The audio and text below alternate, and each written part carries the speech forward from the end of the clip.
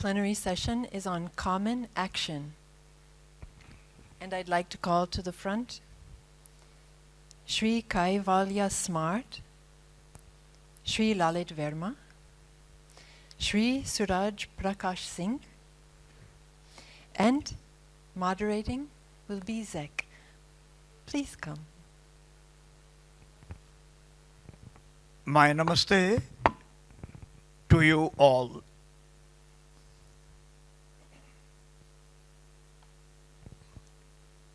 It is for a wonderful cause that we all have assembled. Global spirituality Mahotsav. And the topic that has been selected is spirituality as the basis of oneness. All of you are very, very clear about the word and the meaning of spirituality. And I am not here to share my ignorance with the wise people all sitting here together. It's too easy and too common for anyone connected with any organization that is having its ultimate aim of spiritualization, God realization, to understand fundamentally what spirituality means. And we all know about also the unity and oneness.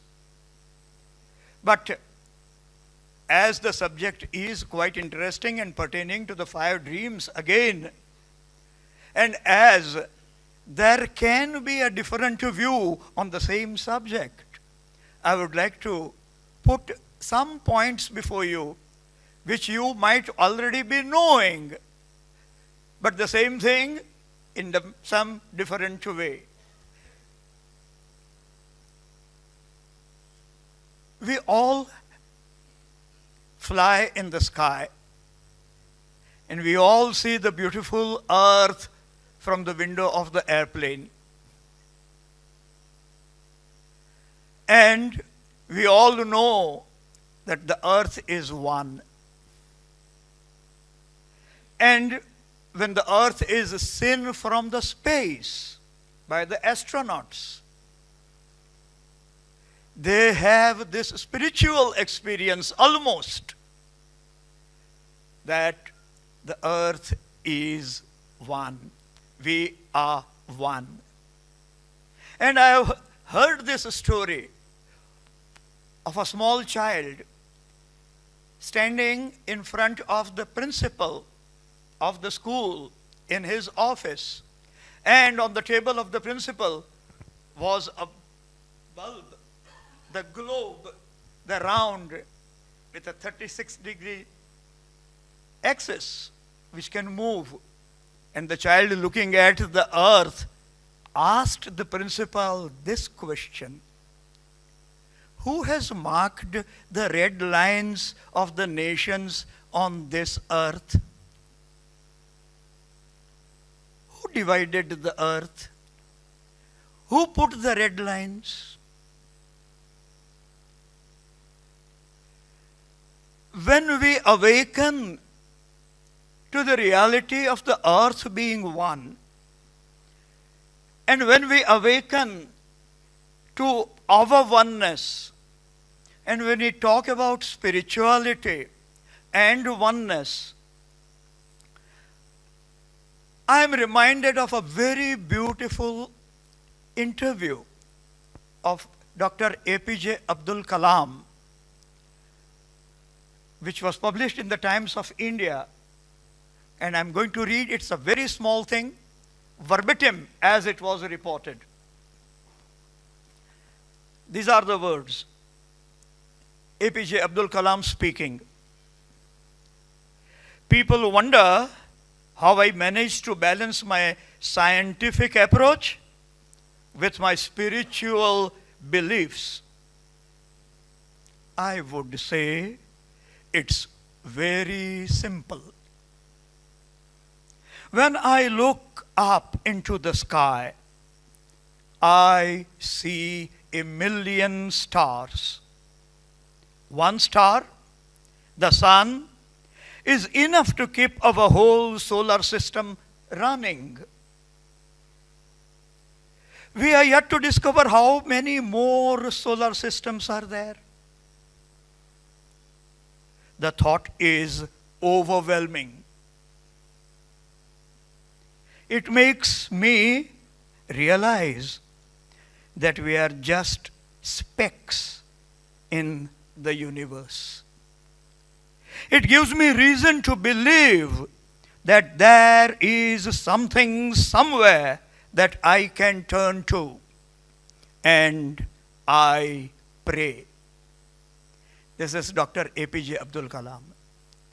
Anyone who looks not only at the oneness of the earth, but at the oneness of the entire cosmos, wherein the entire earth itself is a speck. One feels the majesty and at the same time the smallness of our own conflicting, dividing mind. The basic oneness, we know about one wonderful sentence, mostly of Sri Aurobindo: materially we are nothing. Spiritually we are everything. Because the Creator is within us. That is why spiritually we are everything. If we want to understand the oneness,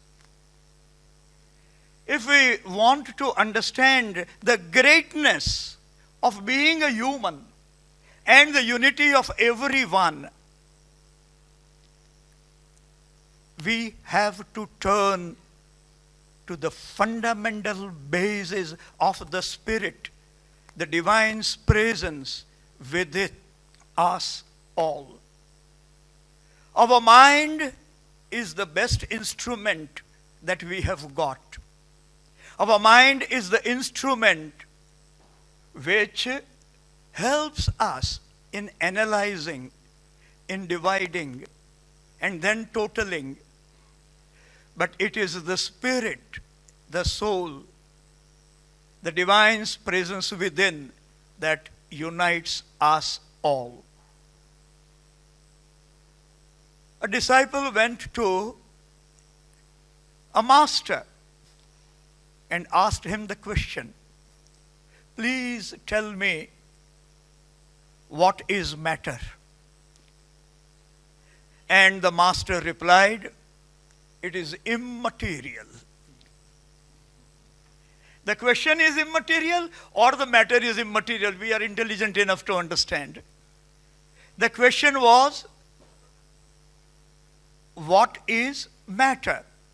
And the master said, it is immaterial. The questioner asked another question. What is spirit? And the master replied, it does not matter. It does not matter. We know very well that even a small speck, what we call an atom, contains tremendous energy. It is full of power. It is so mighty that an atom bomb can be created. And there are ways of utilizing that energy in positive ways also. Why are we spiritually everything? Because the Spirit is the presence of the divine within us. Awakening to that presence, coming in contact with that presence, opening to the influence of that presence within, being guided, being commanded, being used by that presence, realizing that presence is the real and true spirituality. And this is very, very clear. Sri Aurobindo in his Upanishad writes very, very specifically, Om ekam evam advitiyam brahma sadasadarupam sadasadatitam nanyat kinchid asti trikala dhrutam trikalatitam va sarvantu khalu brahma ekam. We are all the sons of the divine. We are all children of the divine. We are all Amritasya puttaraha. We are all Anandasya puttaraha. And this being the representatives of the same Brahman, the same divine, carrying the same spark within us all, becomes the fundamental basis for our spiritual unity. Wonderfully, 4 sentences have been selected from the Vedas, one from each Veda, and they are known as 4 Mahavakyas. ये महोत्सव है. This is Mahotsav, and there are 4 sentences. Sometimes one more is added also, that too is from the Veda. These are the fundamental of Sanatana religion, Sanatana Dharma. And this is the fundamental of spirituality and the spiritual experience, self-realization. Sentence number 1. Om Tat Sat. That is the reality, the supreme, Tad Brahma. The first sentence. That is the reality, the truth. Tat Sat. The second sentence. I am that. So ham asmi. I am that reality. Now the problem comes if I stop here at the second. I am that divinity, that reality, and others are not. So the third sentence, Tat Tvam Asi, you are that. That is the supreme reality, the truth, Tat Sat. Soham, I am that. Tat Tvam Asi, you are also that same divinity, that same Brahman, that same soul, that same spark. The fourth, Sarvang Khalu Edam Brahma. Indeed, all this is nothing but the supreme reality, the truth, the Brahman, the divine. And the fifth one, Vijnanam Brahma. The state beyond the mind. That also, the Vijnanam, that is one meaning. And that Vijnana, according to the Saptaviharati of the Vedas, represents the supermind. That is Brahman. Now this is the basis of our unity. We are all children of the same divinity. And on this,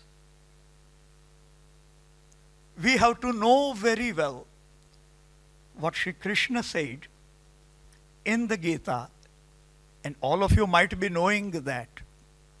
Sarvasya chaham hridi sannivishtaha I am very well seated, established in the heart of everyone. He is himself. And we again go to our mind and we divide the divinity into different gods and different names, and Shiva and Krishna, and we want them to fight. And that is the gimmick, and that is the trouble that the mind creates.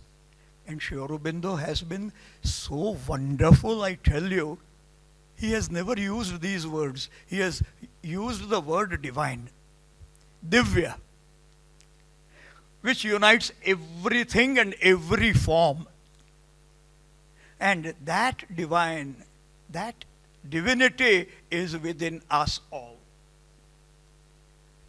In the Gita itself, there is another verse which says, Sarva bhutasthamaatmanam sarva bhutani chatmani ikshate yoga yuktatma sarvatra samadarshana. The presence that is seated in everything created and sees the entire creation in one's soul.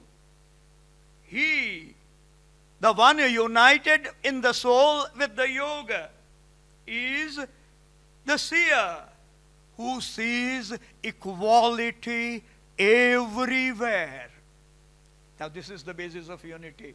Seeing the divine in me, seeing the divine in you, seeing the divine in everything, every creature, anything. And that is why in Sanatana we can worship Ganga Maya, we can worship Kailas Parvat, we can worship Nandikeshwar, anything, because the same divinity. And this is spirituality. Knowing the Spirit, experiencing the Spirit, uniting with the Spirit, and becoming one with the entire cosmos.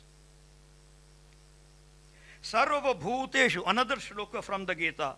Sarva bhuteshu, samam sarveshu bhuteshu, tishtantam parameshwaram. The entire forms, all the forms that have been created, in those forms, the Supreme Lord, Parameshwar, is equally seated. Vinashyatsu avinashyantam. In all the perishable forms, the imperishable, the soul, the spirit. Yah pashyati, sa pashyati. The one who sees this, sees. The others are blinded. The one who sees this, Parameshwaram, Tishtantam, in every heart. This is wonderful. Our unity. I am going to read Sri Aurobindo's words now. You will please tell me when the time is up. We are already running late. And I am conscious of the time.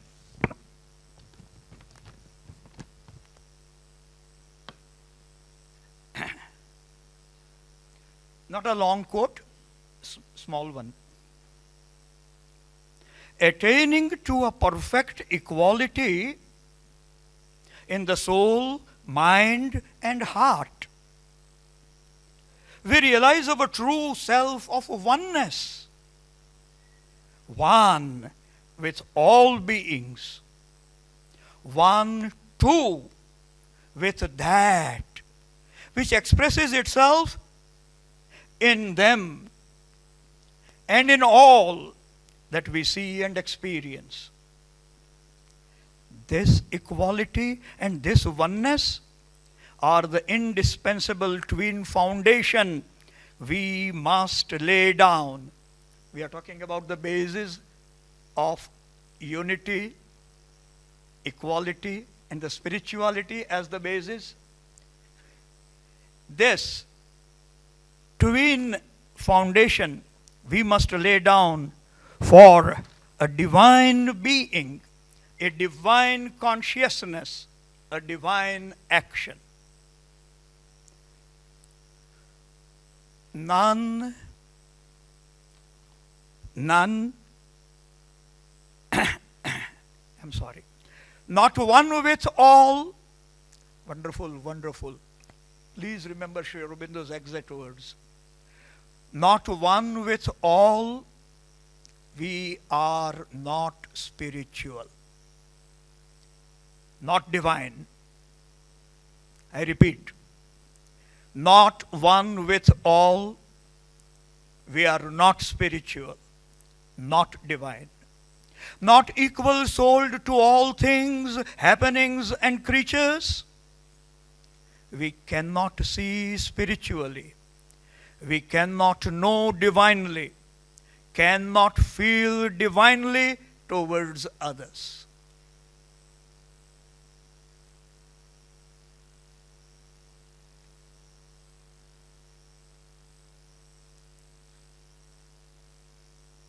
There are two truths.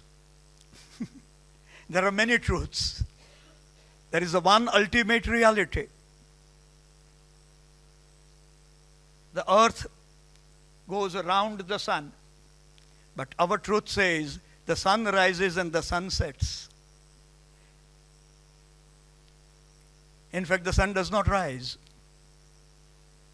The wars and what the present time is presenting before us appears to be quite contrary to what is happening and what should happen. This unity of which the Vedas have seen, the Upanishads have seen, the Gita has seen, the Sri Aurobindo has declared, is waiting for its time to be the practical reality of everyone. And I would like to conclude with the most well-known lines of Savitri. All of us know this. Awakened to the meaning of my heart, that to feel love and oneness is to live. And this, the magic of our golden change, is all the truth I know or seek, O sage. A day will surely come. This is not Savitri. A day will surely come when the consciousness of man changes and he evolves from tamas to rajas, from rajas to sattva, and will surely evolve still beyond it to the supermind, till he lives a life divine in a divine body on a divine earth. Unless this is realized sooner, the Krishna must come as an avatara and fight the Mahabharata, and we must be hero warriors on the side of the divine. We must be hero warriors. I completely agree with what Anandvaya has said in a very nice manner. It is not necessary for us to be pseudo-spirituals. In the name of unity, become weaklings. In the name of the soul, hiding our weaknesses. No. And that is why the mother gave us the prayer. Make of us the hero warriors we aspire to become. May we fight successfully the great battle of the future, that is to be born against the past, so that the new things may manifest and we may be ready to receive them. Victory to the Divine Mother. Vande Mataram.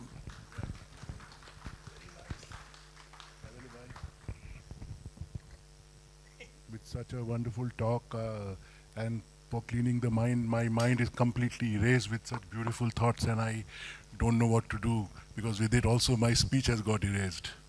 However, I'll try my best. Beautifully said. A very good morning to my friends and fellow speakers. Since morning we have been talking about the 5 dreams. One way to realize, and I've been seeing some of you already starting the process, is to go to sleep. The fastest way to realize a dream is to go to sleep. But I think the talk was so refreshing that you have been woken up again to realize the 5 dreams. I will add something very beautiful to you. Yes. This is what I read on the bumper of a car, the car sticker. Want to realize your dreams? Wake up. So all paths lead to the same thing. And you also spoke about the astronaut. You also spoke about seeing the world from above and seeing that it was one world, the crux of unity. And recently I came across the chairman of ISRO, who was spotted in a temple doing prayers before they hit the space. And he said, somebody asked him that, sir, you are a scientist, what does religion have to do with space? And his answer was,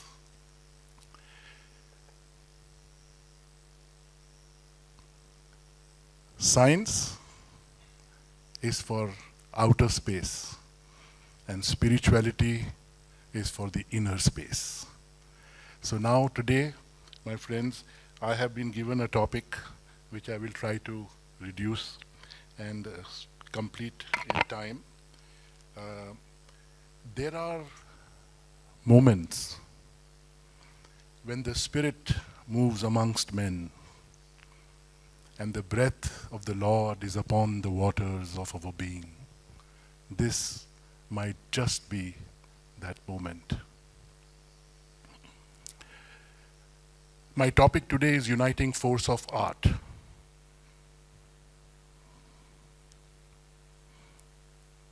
I had the privilege of witnessing the first spiritual Mahotsav at Kana a few years ago, and heartfulness was transformative.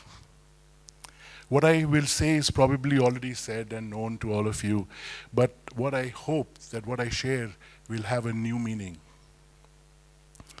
Someone once said that humanity, for some reason or the other, is incapable of being artless.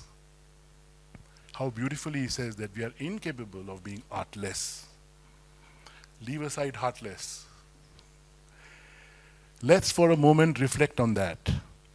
Even in times of a famine, people sing. Even in exile, they sculpt. Even in conflict, they compose poetry. Even in despair, they paint. Why? Because art is not decoration. It is not entertainment. It is not luxury of stable societies.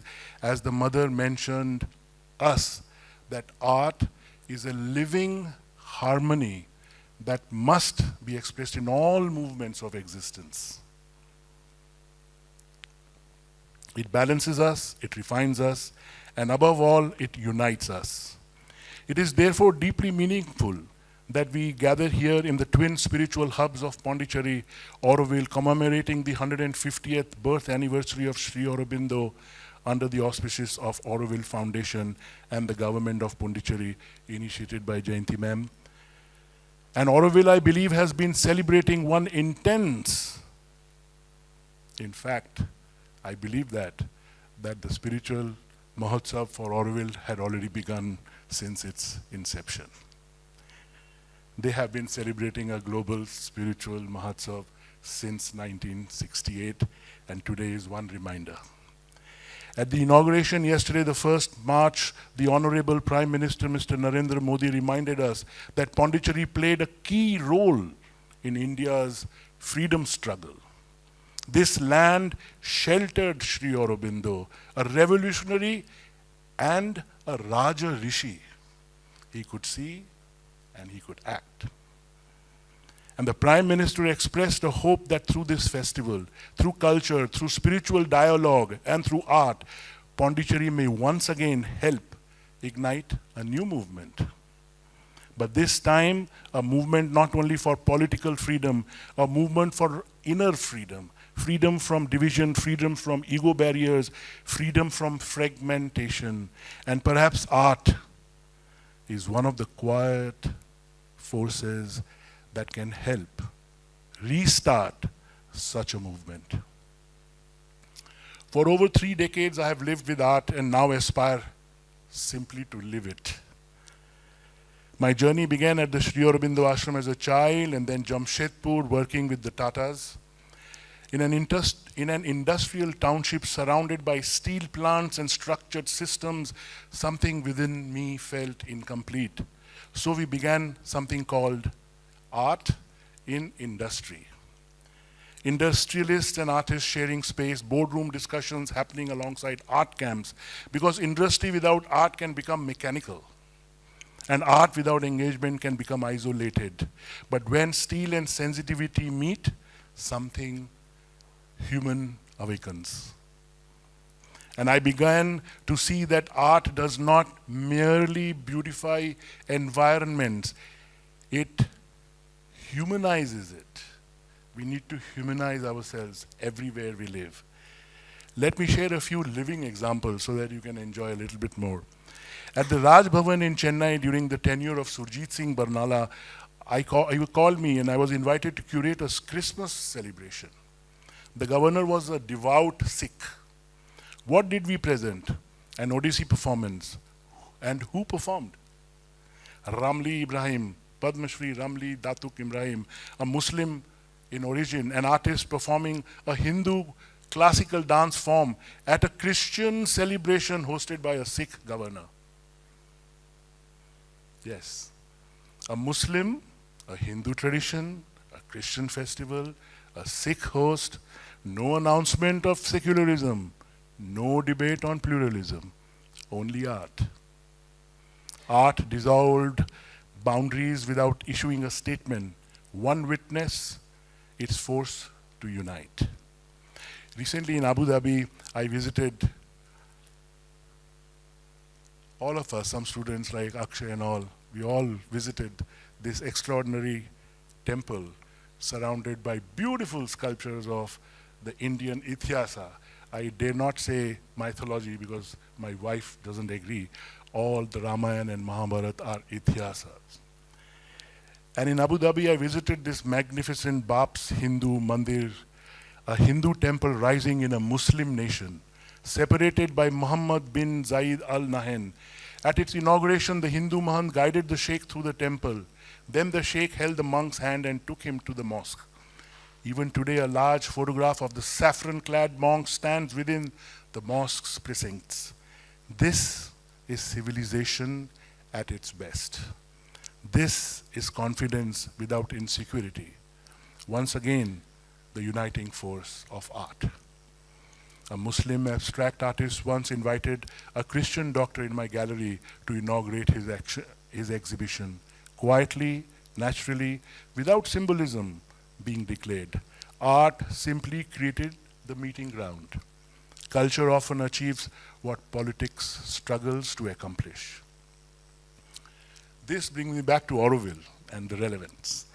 In the charter given by the mother, Auroville is described as a place meant for future realizations. Recently, I've been traveling into many, many religious institutes. They all glorify and beautify and remind us of the great ancient past. But Auroville and the mother here speak of the future realization, not the realizations that have happened 20,000 years back.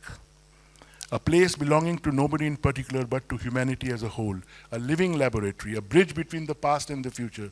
It stands at a profound crossroads. First, it has the opportunity to demonstrate unity despite difficulty. It's a supreme opportunity.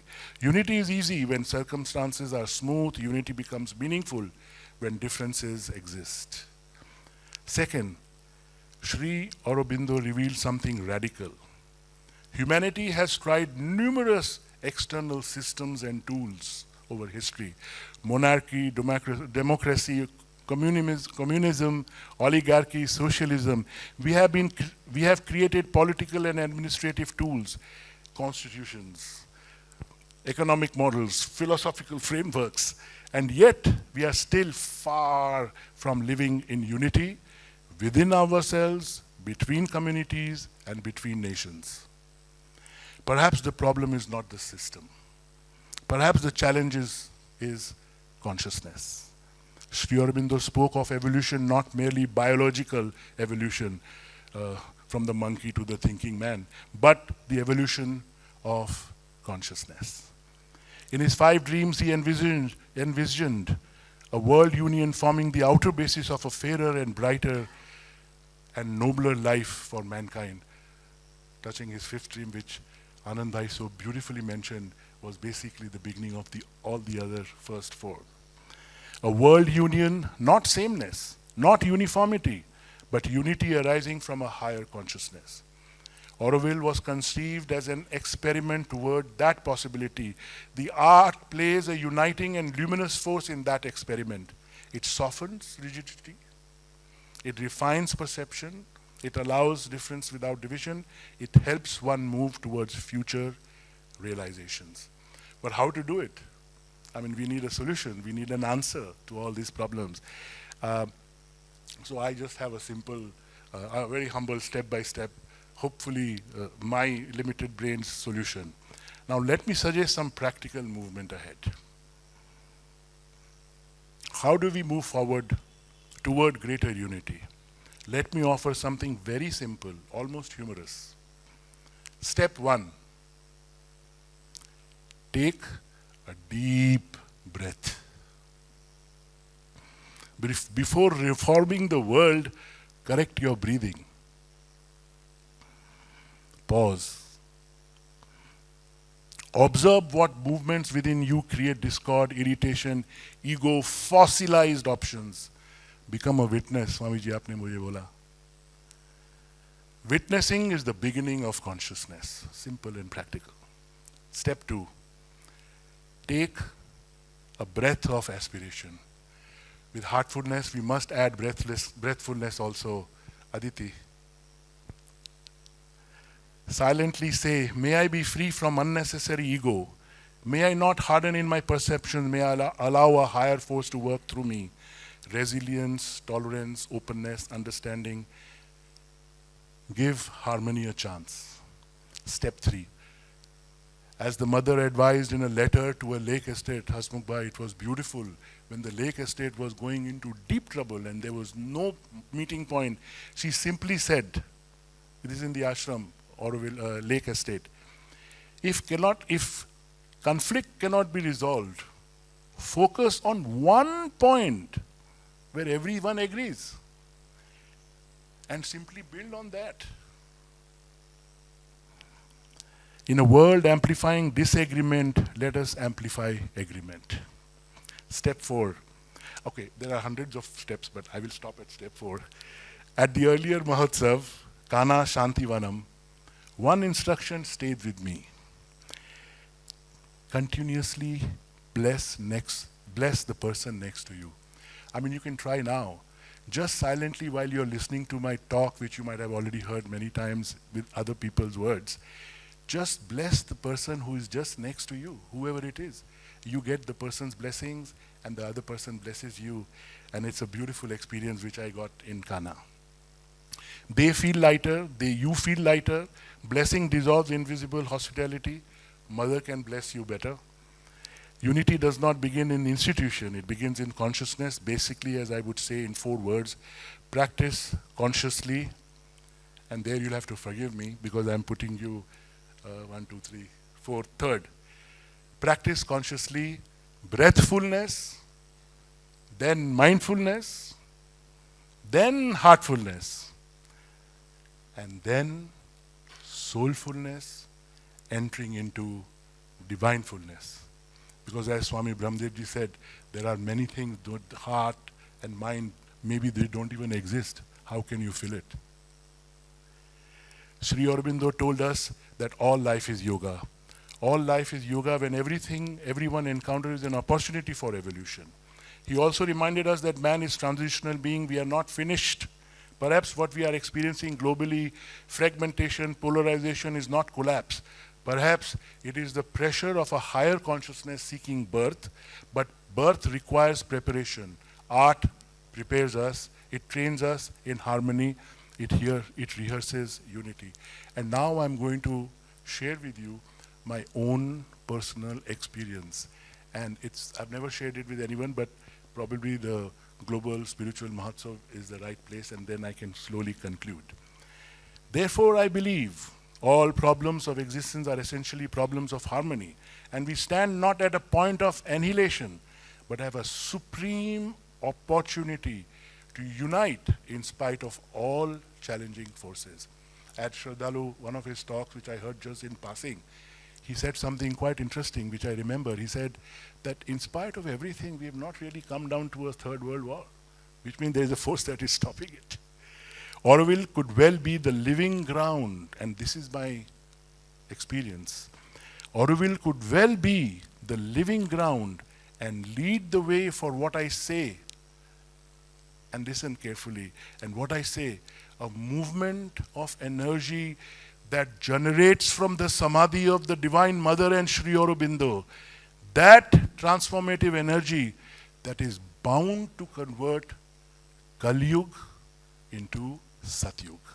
What a great opportunity all of us have to enjoy the participation in using that energy to transform Kali Yuga into Satyug. Let me conclude. Humanity is incapable of being artless. Artless. Of course, as I said, impossible to be heartless. And harmony is unity made beautiful. Sri Aurobindo dreamed of a world union forming the outer basis of a fairer and brighter and nobler life for all mankind. That dream will not be achieved by louder ideologies. It will be achieved by deeper consciousness. If a Muslim dancer can perform Hindu classical form at a Christian celebrating hosted by a Sikh governor, if a Hindu monk and a Muslim ruler can walk hand in hand through temple and mosque, if an artist can transcend identity with anxiety, if Auroville can remain a bridge between past and future, then surely we can take the first step. A breath, an aspiration, a blessings. The Prime Minister reminded us encouragingly that Pondicherry once helped ignite India's freedom. Perhaps now, through art and this festival, it can help ignite another movement, a movement freeing us from inner barriers. A living harmony expressed in all the movements of our existence, and when harmony deepens sufficiently, unity will no longer be a dream. It will become inevitable. Thank you for this opportunity.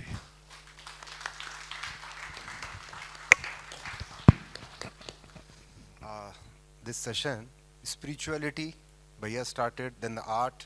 Now my role is to talk about the Constitution of India, whether it promotes, it encourages, and what is the stand of our Constitution of India with respect to spirituality. This particular word we might not find in the Constitution. This is the Constitution which is available in the market, but I had the privilege to get this, the replica of the original Constitution. Why I have brought it here, there is a significance to that. Now coming to the point about the first dream, there are two things which are mentioned over there. One is about the Constituent Assembly. Means the assembly, the members who were given the task to frame constitution for the India. Now in the first dream itself, Sri Aurobindo talks about the old communal division into Hindus and Muslims seems now to have hardened into a permanent political division. And honestly, without talking about these two things, it would be dishonest on my part to deal with this subject. Now coming to the Constituent Assembly, I would like to refer the objective resolution, something that was on the 22nd January 1947. It was something in which there are 8 points. They were decided by the Constituent Assembly that on these points we would be making the Constitution of India. In that, the last one is very important for today's talk, for today's topic. That is, this ancient land attains its rightful and honored place in the world and make its full and willing contribution to the promotion of world peace and the welfare of mankind. So I just want you to remember this thing. This was what the aspiration of the Constituent Assembly. Now, I want to just know what is this ancient land. Unless we don't know this, unless we don't know, if we don't have enough Bharat Bodh, if we don't know India, then we cannot appreciate the Constitution of India. So, what is the first line of our Constitution? This is the "We the people of India." Now, what is that India? Can I read it like "We the people of India" or "We the people of ancient India"? I will not give any omission to the medieval India also, but let me start with this thing. We the people of India who have given to the world the synthesis of knowledge, action and devotion in the form of Gita. We the people of ancient India who can claim to be the specialists in the virtues of compassion and non-violence. We the people of ancient India who had international seat of knowledge of Nalanda University. Why I am reading is just to give a sense of Bharat Bodh. We the people of ancient India who have been excelling in every form of manifestation like painting, sculpture, art, dance, administration, politics, etc., etc. We the people of ancient India whose aim is not restricted to one birth, one generation, but who strive hard to make true the aspiration of forefathers in the tales and the legends of Bhagirath. We the people of ancient India who believe unity of God with self, that is India, ancient India. Who believe in avatarhood as a natural consequence of evolution of nature. Who believe that dharma is king of kings, hence concept of Western secularism is misfit to Indian polity. Who can boast of 6 systems of philosophy, who believe in 4 purusharths, who believe in karmic theory, who believe that God is one and wise men call him by different names, who have observed the civil discipline during war, not only during the peace. This is the ancient India, we need to know about that. Who believe in the reality of terrestrial life with progressive manifestation of divine life, perfection as the sole aim of life. Who believe in the victory over death. Death has only a passage of rest from one birth to another birth. I've written 57, but I'll just read 2 or 3 more, just to give that really which India Constituent Assembly wanted, and whether this constitution, what is the role of it. Then we the people of India who believe in 5 dimensions of our personality, Panchakoshiyojam. Then we the people of ancient India for whom Astik is one who has faith in Vedas and Nastik is one who doesn't accept the authority of Vedas. So when we talk about who believe in God or not, this particular concept is different in India. We the people of ancient land who believe in Vasudhaiva Kutumbakam on the basis of yogic realization that origin of all is one. Last but not the least, we the people of ancient India where judiciary believes in Yato Dharmasto Tato Jay and Satyamev Jayate. Now, this is a brief introduction. Being a lawyer, I have to be very specific and armed with all peoples. During the making of the constitution, friends, I tell you, Swami Vivekananda and the words of Shri Aurobindo were resonating there. most of the people don't know about it. Considering the time limitation, I will just give some references that how, first I'll refer to the spirit, the aspiration which was there in the Constituent Assembly and which is reflected in the Constitution, but somehow we have lost our eyes to see that. See, on 27th December, what H.V. Kamath says is, I would appeal to the House that we are heirs to an immortal and a spiritual heritage, a heritage which is not physical, not material, not temporal, a heritage which is of the spirit, a spirit that is, ever was, and ever shall be, a heritage that is eternal. Let us not squander this invaluable heritage. Let us not dissipate this heritage. Let us remain true to our ancient heritage, our spiritual genius. Let us not lightly cast away the torch that has been handed down to us from time immemorial. Let us, in the words of Swami Vivekananda, aspire to conquer the world spiritually. Let us blaze forth a trail that will be the light of the world as long as the sun and the moons and stars endure. Imagine this is what was echoing in the Constituent Assembly. The next, what H.V. Kamath on 19th November says, that it was Swami Vivekananda who said that the day India forgets God, the day she discards spirituality, that day she will die, and that day she will cease to be a force in the world. This is something which was told to the members now about Shri Aurobindo. This is H.V. Kamath again on 6 December 1948. You know, yesterday also there was some reference, and the same reference we find in the Constituent Assembly debates. The Mahayogi, Shri Aurobindo, in one of his famous books, where he says, I just want to repeat that. The master idea that has governed the life, the culture, social ideas of the Indian people has been the seeking of man for his true spiritual self and the use of life as a frame and means for that discovery and for man's ascent from the ignorant natural into the spiritual existence. Further, he says, Shri Aurobindo, Mahayogi, has said again and again that the greatest need today is a transformation of consciousness, the upliftment of humanity to a higher level through the discipline of yoga.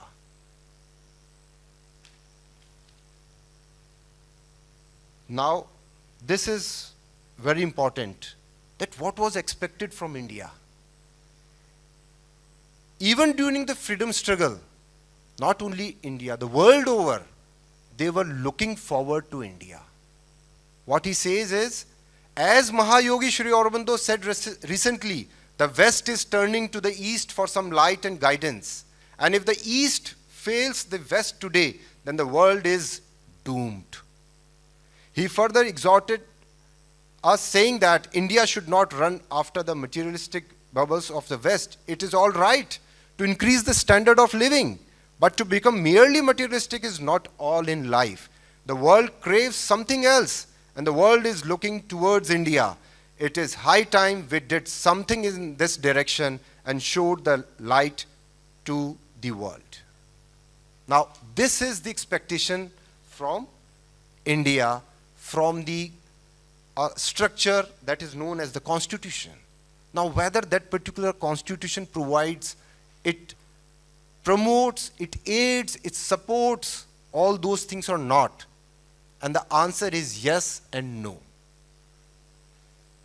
Now, recently somebody referred about the Constituent Assembly. Yes, Shri Aurobindo was updated regularly on what was happening in the Constituent Assembly. And this is from his autobiographical notes, page number 604. This is where when somebody talked about this concept of the secularism, you know what he says? He said that secular in our constitution should, as soon as possible, be qualified, and the significance which does not contradict but rather confirms spirituality be openly introduced. This is what is required. The word itself, just I'll take 2 minutes. In the original first draft of the constitution, in the word God was missing. The format of the oath, God was not there. After an amendment that was introduced, because they say that it is something like in free India we have got the Ayodhya, but Ram is missing. This is what has happened. Now, eighth point is, when we talk about, I'll just give you a brief scenario that what was happening. Now, what was the responsibility of the Constituent Assembly? Now, this constitution is replica of the original one. It was signed by the honorable members of the Constituent Assembly, and you would be surprised to know that there were 22 parts originally in the constitution, and each part begins with one of the illustrations of the civilization culture of India. It starts with the seal of Mohenjo-daro. Thereafter, it's a Vedic, and that's all the Gurukul is portrayed over there. Thereafter, it's Ramayana, Mahabharata, Buddha's life, Mahavir's life, and Ashok's lives, and so on. Just like what he said, that art is not only for the decoration. Why these pictures were there? There are various ways of approaching the life, various ways of approaching these things.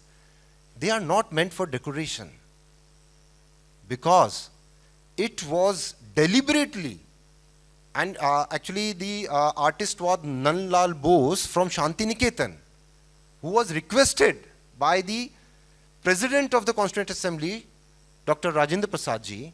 He requested him, because the future generation should not think that India came into existence on 1947 or 1950.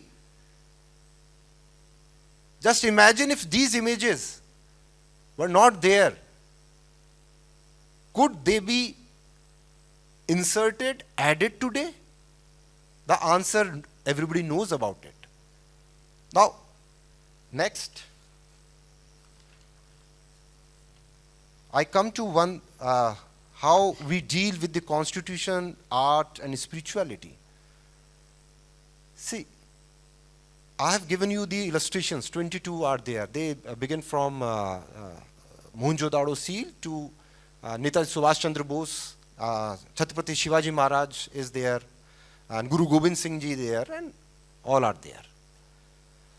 But the role, what is the role of the constitution? The constitution, it has given this particular education in the third list of the schedule. Now, the government of India and the state governments, concurrent list it is known as technically, right? So all these things can be taught in the schools. It's not, but how? The question remains in that way. Can, in the name of the secularism, we can stop having all these things? You know, Dr. Ambedkar said in the Constituent Assembly debates, whether the Vedas, Gita, and the Ramayana should be taught in the education institutions or not. And the answer was what? Let the future generation decide it. And where is the future generation? This is we who are sitting here, who are in the different wings of the society. He didn't say yes or no at that time. I had the opportunity of, you know, that is the part of my research work, the Constituent Assembly debates and all those things. So considering all these things, just one, how to, you know, it's sometimes somebody says spirituality is other world and all those things. But in India, this is not otherworldly thing. It is, we all are connected in our daily life. I just give you one example. Considering the paucity of time, we all know about this small incident of Bhagwan Ram, when 14 years of the forest exile. So whom do you blame for that? Only one simple question. It could be thrown to the students. Whether it was Kekai, Manthara, Raja Dashrath, or there is one more element which is not, we cannot see, the Lord Saraswati. This is how we can, introduce the spiritual angle, because everything is not which is visible. There are certain forces, and all these stories, they are nothing, but they connect us to those realms, those dimensions. And education institution should not hesitate dealing with these things. When our constitution itself refers to the Mahabharata, when it talks about a dilemma of Arjun, what was that? The moral dilemma. But the answer lies where? In the spiritual knowledge. Even the WHO has recognized spiritual quotient, IQ, EQ, EQ and SQ. But this particular one word, secular, like pseudo-spirituals, why there is so much hesitation about it? It should not be there. There are very small things. Now, next come is what Sri Aurobindo deals in the first Hindu-Muslim. When we talk about united India, what we got? Partitioned India. But my major concern is, are we able to have whatever India we have, is that really united India in another sense? And the answer is no. And yes, no is, from the Constituent Assembly debates, I've got one very good term expression. Historical process of assimilation, which is the integral part of our civilization. Whether after independence, in the last 75 years, have we able to provide that environment? And what is that, and how can that be achieved? When we talk about spirituality, one of the integral aspect is mutual respect. You can have your own version of your, world, how to deal with the divine and collective life or individual. And I can have my own. That's why we have 6 philosophies here. Whether we have mutual respect for each other or not. See, tolerance is negative. Tolerance is, I am tolerating. That's negative. But mutual respect, are we able to inculcate those things as the attributes of citizenship in this country or not? The answer is certainly, I'm not that much, I'm optimist, but the answer is not very positive because of these secular elements. This historical process of assimilation is what is required here. Second is the spirituality which is shown as something other thing, that should not be there.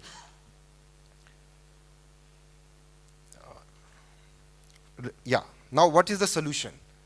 See, it's very good to talk about problems, conflicts.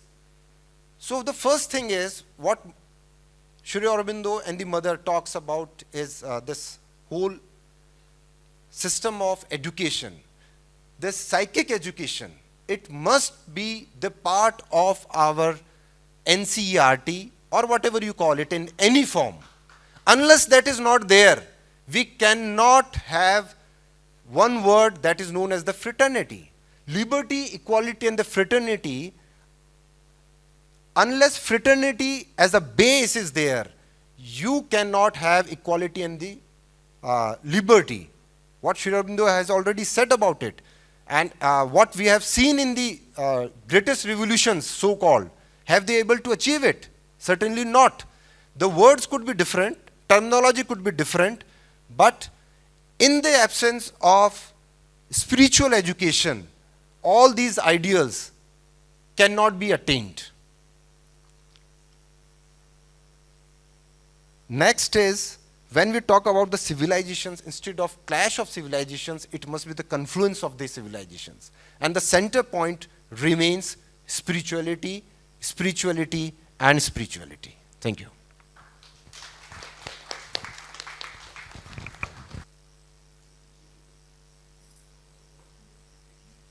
I think want to thank all the three of you for your inputs, but I think we also want, like was discussed, some concrete actionable points from all of you, maybe before the end of day tomorrow, because Bhalindu Bhai had also, we had planned to have something called an Auroville declaration, which will also happen. So it would be wonderful if all of this, not just for India, for us, but for humanity as a whole. So I think we covered all of it in this. So if it can also be with inputs from all of us here, if that can also be the essence of it, and we'd certainly request Anandji, Saumitrada, all of you to help put it together. Thank you. It was very, very nice.